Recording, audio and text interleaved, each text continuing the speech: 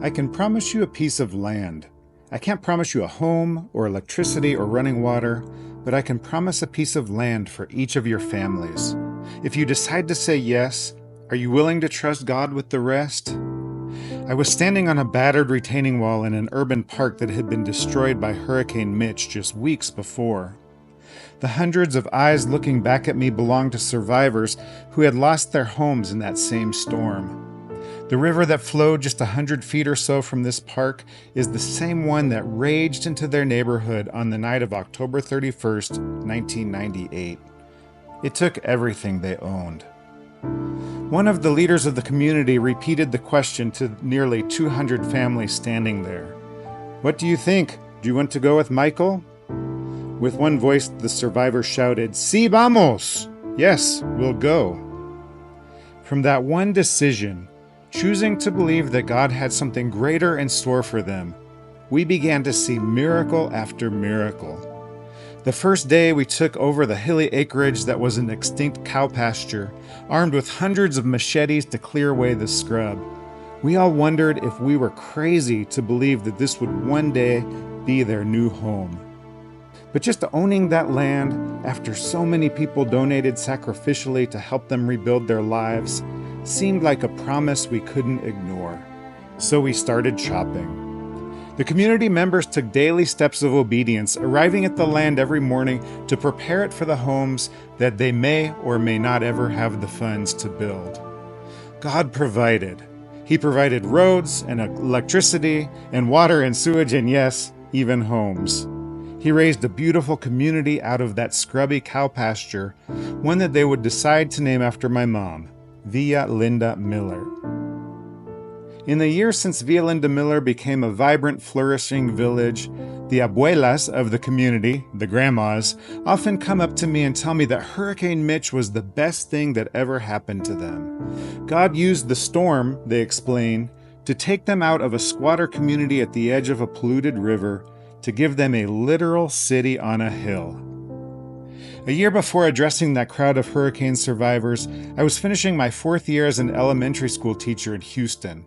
I had a great job, great friends, a nice, rewarding life. But I had spent 6 months in Honduras as a senior in college in 1993 doing an internship with an organization that worked with street kids. God had planted a disquieting call in my heart that would not go away. I resigned my teaching job in June, and on August 12, 1998, at the age of 26, I moved to Honduras. 2 months later, Hurricane Mitch became the second deadliest Atlantic hurricane on record. In the midst of tragedy, I saw God move mountains. I saw him defend the cause of widows and orphans. I literally saw him take 165 families out of the miry pit and place them on high ground. I saw God's mighty care for his people with my own eyes. You just don't witness miracles and remain unchanged. With a sure sense of God's active, guiding, loving hand, we founded the Micah Project and we opened the doors of the Micah House in January 2000. Our first motto was, "Yesterday's street children, tomorrow's kingdom builders." God would surely show his same almighty love to these kids that he showed to the families that built Villa Linda Miller, right? The short answer is yes, absolutely. God moves powerfully in the lives of the kids who are part of the Micah Project who once lived on the streets. But it's taken me 25 years of ministry to understand that the way he chooses to do that is not at all in the ways I had imagined when I first moved to Honduras. My understanding of how God moves was too linear. God calls us to do something for him, we obey, God moves mightily through us. It's strength to strength. Our all-powerful God makes us strong so that we can do strong things for him. That's how I saw God work to create the Villa Linda Miller community, and I assumed that was the only way he worked. But that assumption runs the risk of putting him in a box and creating him in our own image. There's a dividing line in my time in Honduras, one that represents a before and after in my thinking about how God uses us.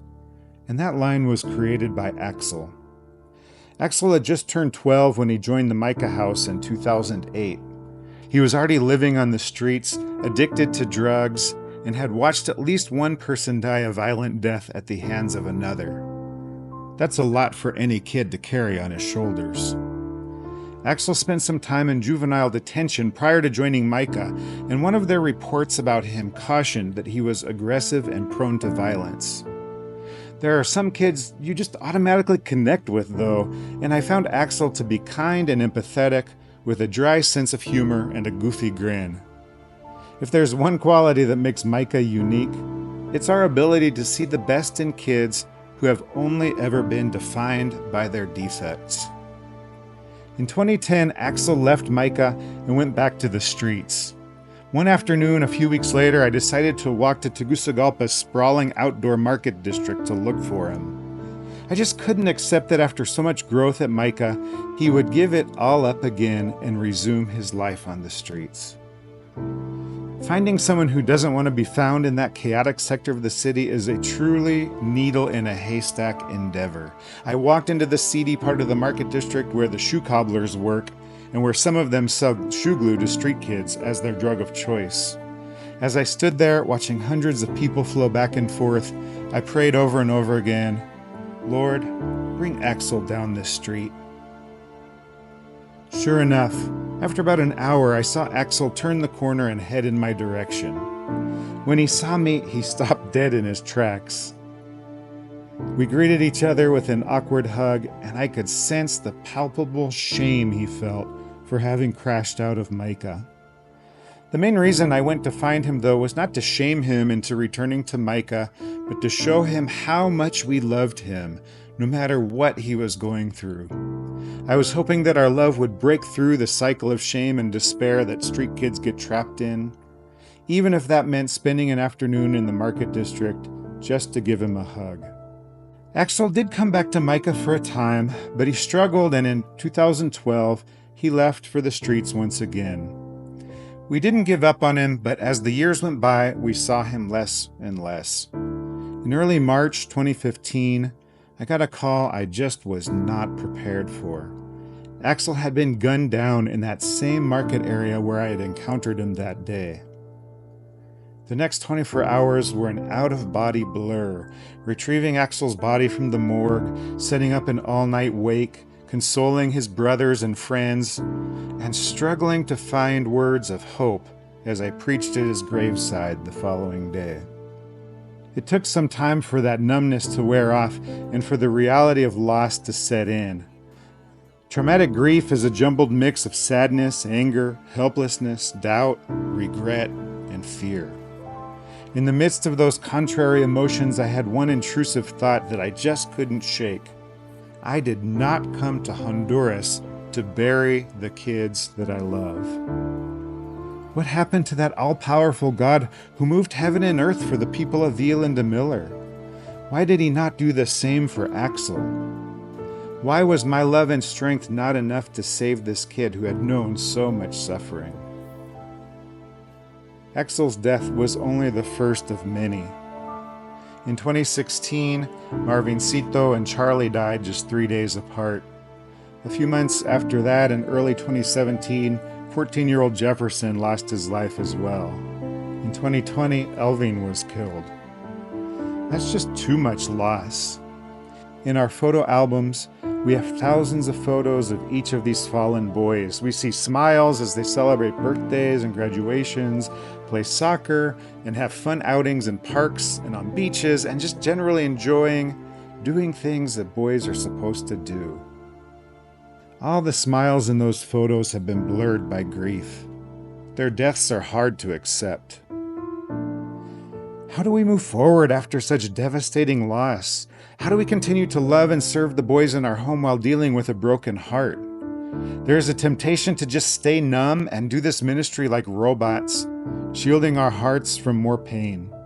It's easy to go into survivor mode, just trying to get through each day while desperately hoping that no more tragedy strikes.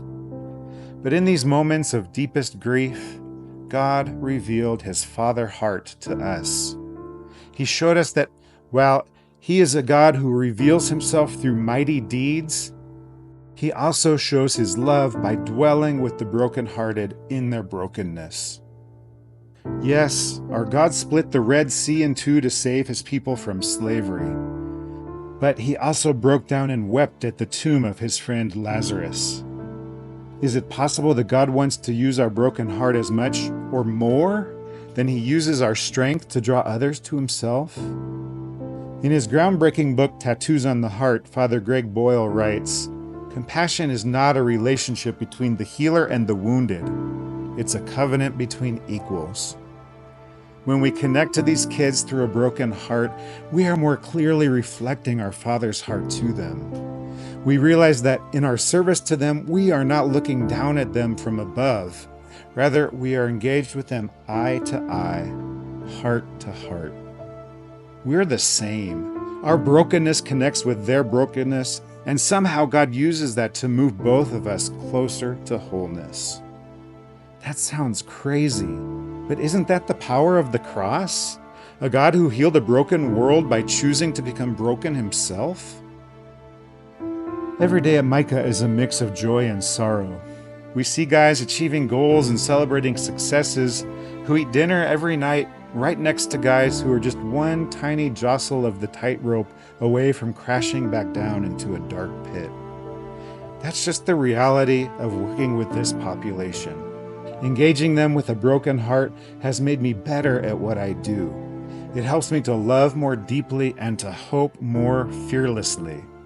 Even those moments of joy and triumph are made sweeter by a broken heart. It reminds us of how precious life is and how each sweet moment with these guys is a gift from the Lord. In the end, Axel's younger brother Julio reminded me of what is most important. I've written about Julio extensively since he died in a traffic accident in 2022. His loss was made even more devastating by the knowledge of how far he had come. Despite his own struggles, he was a daily, inspiring light to our community, even at the age of 21. The night before his accident, he knocked on the door of my cabin to give me his newest painting. It was a colorful rendering of Psalm 27. "The Lord is my light and my salvation. Whom shall I fear?" 6 hours later, he was gone. We're still in the process of grieving Julio's death, but Julio and his painting reminded us that having a broken heart is not an end unto itself. The brokenness has a purpose and a direction. God's broken heart bought us new and everlasting life at an agonizing price. Our broken heart reminds us to keep our gaze directed at that beautiful truth. When I moved to Honduras in my 20s, I was able to see God provide 165 homes to hurricane survivors in the most miraculous way. One day, He will recreate that miracle on a grand scale. He will raise us up from the dead into a new and eternal home.